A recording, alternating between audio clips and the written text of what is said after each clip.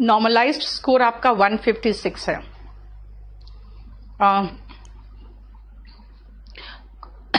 कोई इश्यू नहीं बेटा, आपको बैच 3 में भी हम खत्म कर देंगे, इसीलिए अब हमसे यूजलेस क्वेश्चंस बिल्कुल नहीं पूछना, क्योंकि अब मुझे कंप्लीट करना है थोड़ा सा सिलेबस, और सिलेबस में हम कोई कटौती नहीं कर सकते, इसीलिए हम धर्मेंद्र अभी मैं व्हाट्सएप इसलिए नहीं देख पा रही हूँ ना बेटा, सिर्फ एक छोटा सा रीजन है, अभी 2 बैचेस शुरू हुए हैं जिसके कारण मेरा व्हाट्सएप बिल्कुल भर गया है। अब मुझे 1-2 दिन टाइम दो, उसके बाद कर लेंगे। You taught passive voice and narration in verb chapter, that is sufficient. Will you teach more? नहीं बेटा धीरेन्द्र, जो passive voice and narration, passive voice and narration chapter अलग है, बहुत दुनिया भर का बड़ा चैप्टर है, वो तो अलग पढ़ाया है हमने, ठीक है। नाउ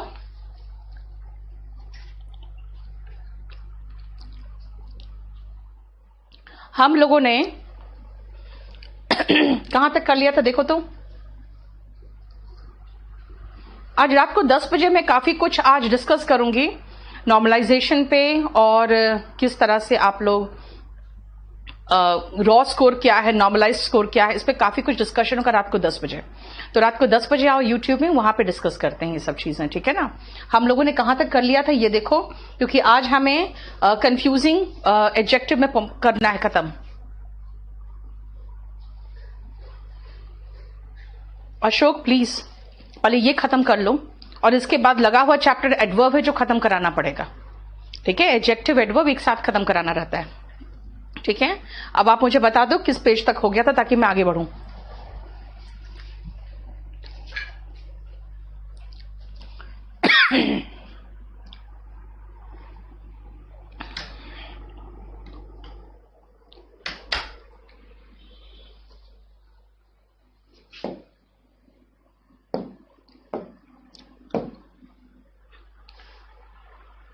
चलिए, यहां पे मैंने 66 तक आपको बता दिया था, ठीक है। अब आगे चलते हैं। She is a capable athlete of winning a gold medal का नहीं था, क्या था? She is an athlete capable of, क्यों? क्योंकि capable of winning a gold medal, ये एक साथ होना चाहिए, है ना, ये एक साथ जरूरी था, राइट। अब आगे देखो,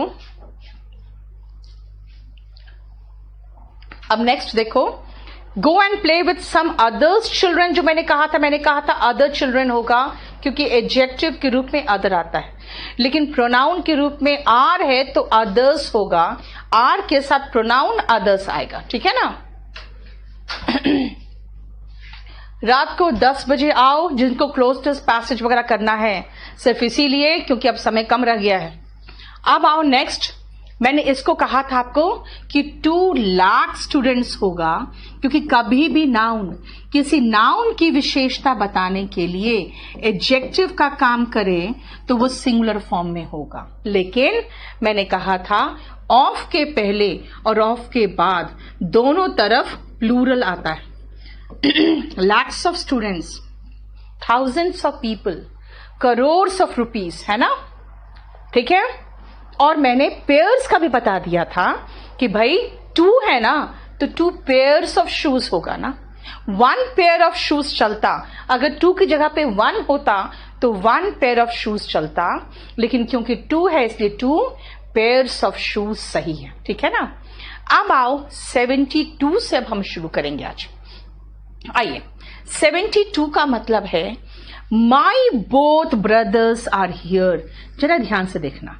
और एक दूसरा सेंटेंस और देखो, my all books are in the एल्मीरा। ध्यान रखना, ये जो ऑल है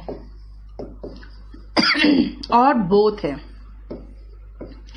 अगर पजेसिव एडजेक्टिव का इस्तेमाल करना है, अगर पजेसिव एडजेक्टिव का इस्तेमाल करना है तो पजेसिव एडजेक्टिव इनके बाद आएगा, यानी ऑल और बोथ के बाद पजेसिव एडजेक्टिव आएगा, है ना। ऑल माई बुक्स होगा, ऑल हिज फ्रेंड्स होगा, ऑल देयर कलीग्स होगा, ऑल योर फ्रेंड्स होगा, यानी ऑल के बाद योर, माई, हिज, हर वगैरह चलेगा। ठीक है ना, clear.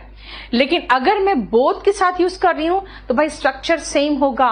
Both my brothers, both my sisters, both his daughters, यानी हिज बोथ डॉटर्स नहीं, बोथ हिज डॉटर्स।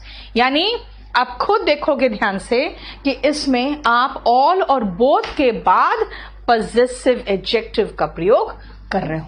ठीक है, ये स्ट्रक्चर का ध्यान रखोगे। क्या? ऑल के बाद माई आता है और बोथ के बाद माई आएगा। सेकेंडली, माई बोथ ब्रदर नहीं होगा, माई बोथ ब्रदर्स होगा। ठीक है, ठीक है। इसलिए बोथ माई ब्रदर्स कहा है। देखो क्यों? क्योंकि बोथ लगा रहे हो और उसके बाद डिटर्मिनर लगा रहे हो, हिज, हर वगैरह, तो उसके बाद नाउन्स होगा ना, प्लूरल होगा ना, सिंगुलर थोड़ी होगा। बोथ मतलब दो है। ठीक है, इसीलिए। और अगर आप बोथ नहीं लगा के बोथ ऑफ लगाओगे तो भी वही होगा, both of my brothers, both my brothers and both of my brothers. देख लो, ठीक है। लेकिन अगर आप नाउन नहीं लगा के कहोगे ना, नाउन नहीं, मैं प्रोनाउन लगाना चाहता हूं, नाउन नहीं, मैं प्रोनाउन लगाना चाहता हूं, तब तो माई बोथ ब्रदर्स नहीं, बोथ माई ब्रदर्स कहा मैंने, है ना। मैंने क्या कहा? Both my brothers. लेकिन अगर ब्रदर्स नहीं लगा के मैंने कहा वी लगाओ, तो बोथ वी नहीं होता है, बी बोथ होता है। इसका मतलब देखो जरा पंगा क्या है कि अगर आप माई और हिज देख रहे हो तो नाउन उसके बाद है ना। लेकिन अगर प्रोनाउन लगा रहे हो तो वो बोथ के पहले आएगा। मतलब ऐसे याद रखो ना, वी बोथ, यानी प्रोनाउन पहले फिर बोथ, है ना। और बोथ माई फ्रेंड्स, यानी कि बोथ के बाद नाउन। मतलब ऐसे याद रखेंगे कि प्रोनाउन के बाद बोथ और नाउन के पहले बोथ। पहला तो ये बात याद रखेंगे, प्रोनाउन के बाद बोथ और नाउन के पहले बोथ। लेकिन अगर साथ में ऐसा पजेसिव एडजेक्टिव आ जाए तो फिर स्ट्रक्चर भाई माई बोथ नहीं होगा, बोथ माई होगा, माई ऑल नहीं होगा, ऑल माई होगा। बस ये खाली याद रखना, दैट्स इट, है ना। देखो जरा ध्यान से, एक बार आप ठीक से देख लो इसको। मैंने कहा माई बोथ ब्रदर नहीं, बोथ है ना भाई, तो ब्रदर्स करो, और माई बोथ नहीं, बोथ माई करो। उसका रीजन क्या बताया कि बोथ माई ब्रदर्स होता है, स्ट्रक्चर ये है, बोथ फिर पजेसिव एडजेक्टिव फिर प्लूरल नाउन। लेकिन अगर बाय चांस प्रोनाउन होता तो we both are safe, both we are safe नहीं, वी बोथ आर सेफ, यानी पहले प्रोनाउन फिर बोथ, यानी बोथ नाउन के उल्टा काम करता है। प्रोनाउन में नाउन के पहले आता है और प्रोनाउन के बाद आता है। क्लियर? ये था आपका 72 और 73। ठीक है, आंसर दिया हुआ है किनारे उसका।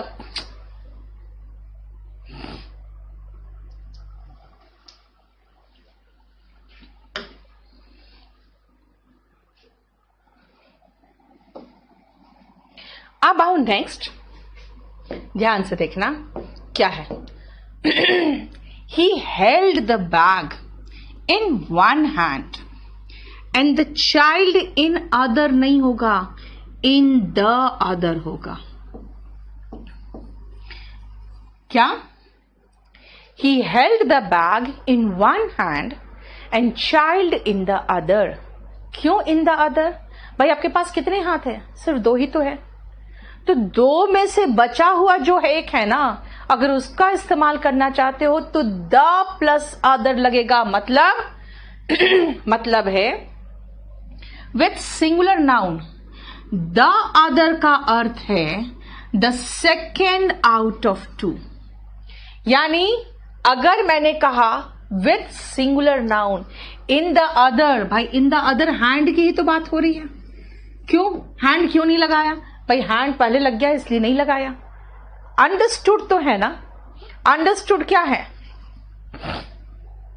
यस पूजा सही है। अंडरस्टूड है कि भाई आपके पास दो ही हैंड है, तो एक हाथ में बैग है तो दूसरा हाथ जो बचा हुआ है उसमें ही बच्चा है।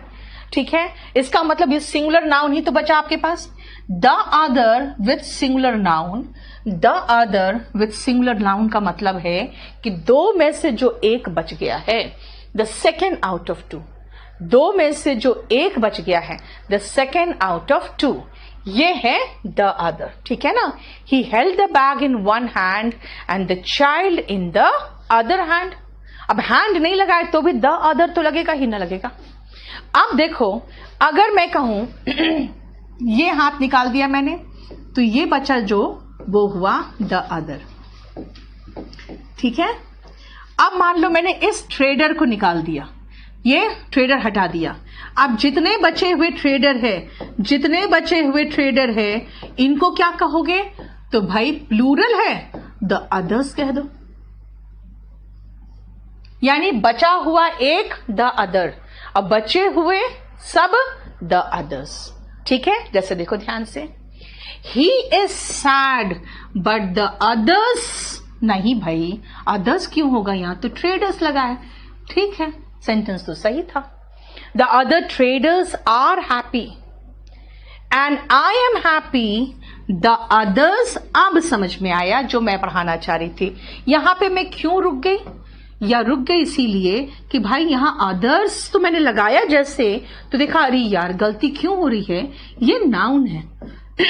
एडजेक्टिव के रूप में तो सिर्फ अदर ही लगेगा, है ना? कहां पढ़ाया था? यहां पढ़ाया था कि एडजेक्टिव के रूप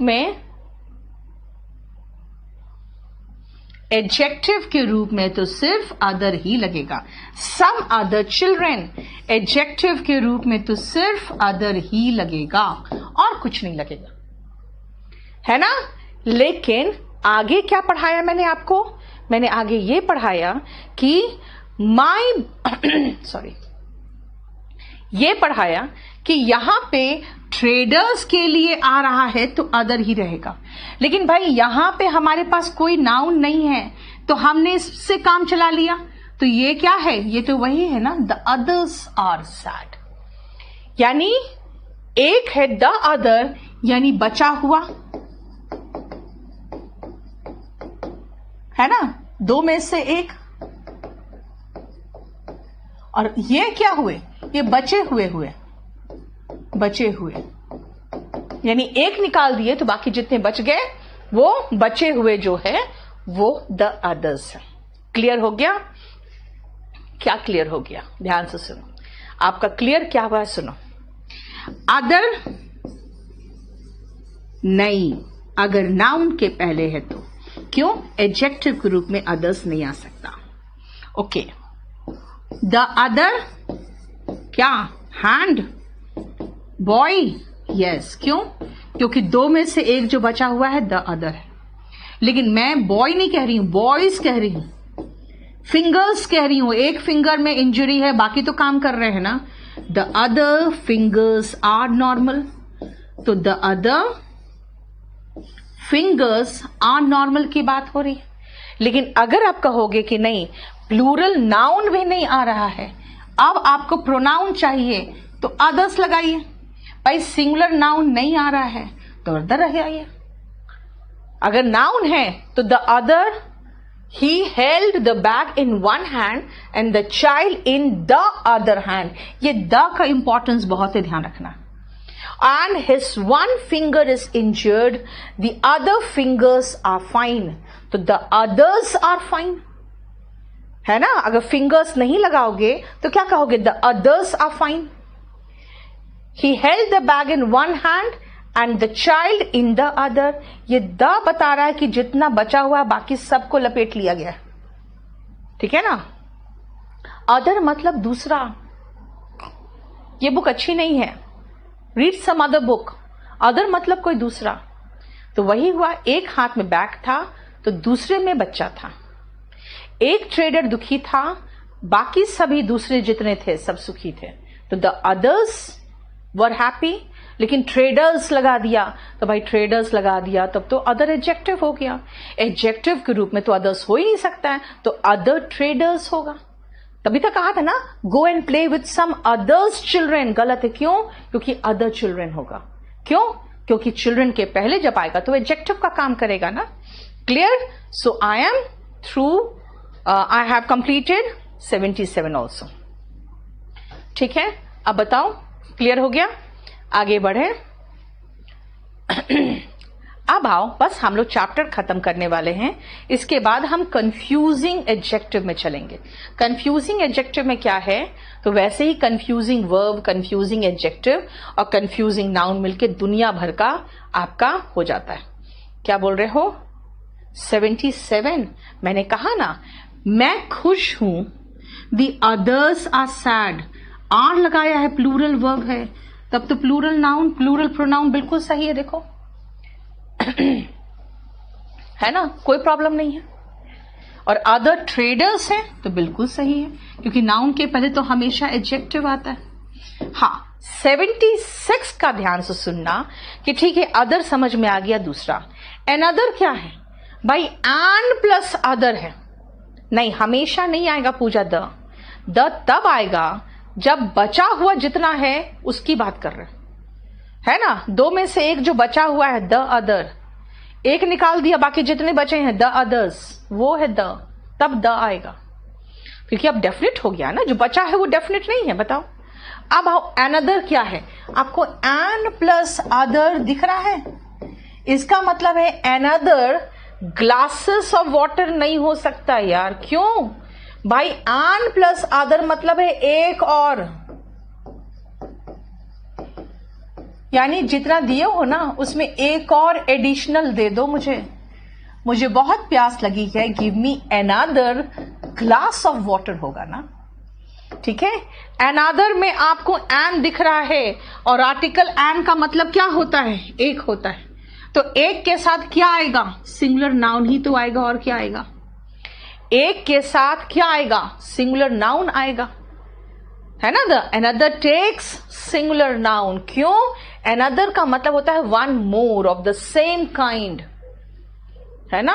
अनदर बॉय, अनदर असिस्टेंट, कोई दूसरा. ठीक है. इसीलिए अनदर मतलब एक और. तो एक के लिए एन लगाया तो फिर अनदर के साथ प्लूरल कैसे आ सकता है? राइट. इसीलिए द अदर, द अदर्स और अनदर, ये तीन चीजें क्लियर हुआ है कि नहीं? ये देखो कि द अदर मतलब दो में से जो बचा हुआ है वो.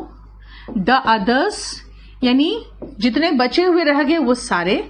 और अनदर, अनदर मतलब वन मोर एडिशनल. तो इसके साथ सिंगुलर नाउन आएगा.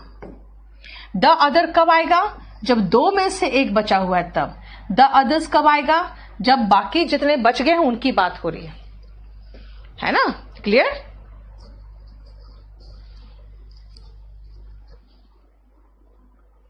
अब आओ, लास्ट पेज है ये हमारा, और इसके बाद हमारा एडजेक्टिव जो समझाने का पोर्शन वो खत्म है.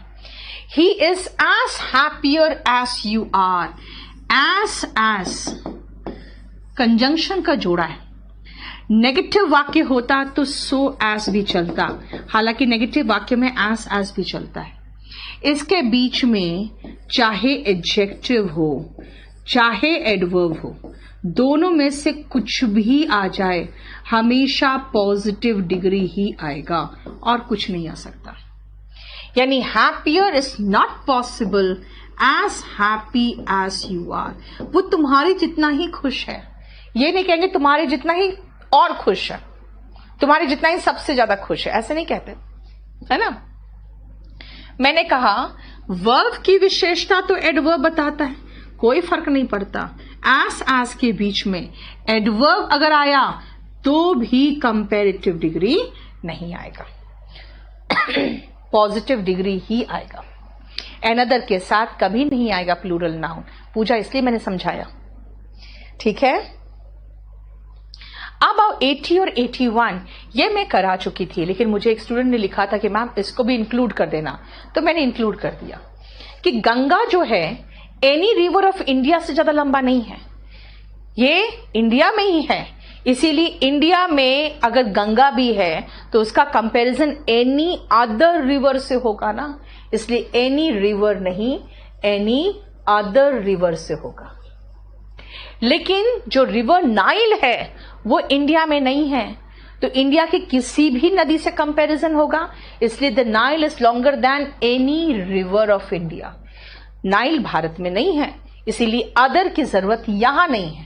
लेकिन गंगा भारत में है तो गंगा का कंपैरिजन बाकी सभी नदियों से होगा और नाइल का कंपैरिजन सभी नदियों से होगा। ठीक है, हो गया हमारा चैप्टर, ये फिनिश्ड है, ठीक है।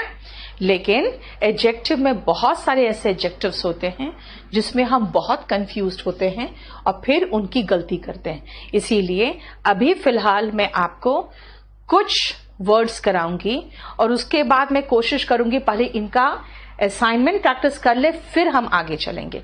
पहले एक बार देखो तो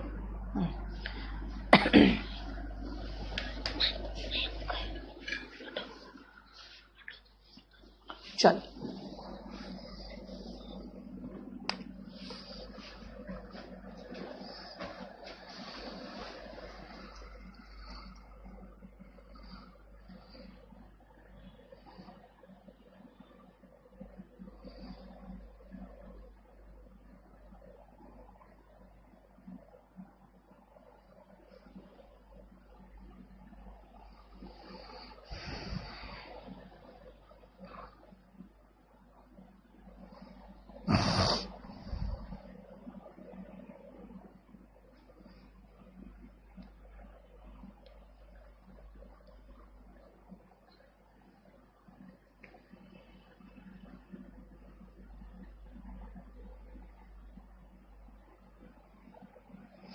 देख लिया।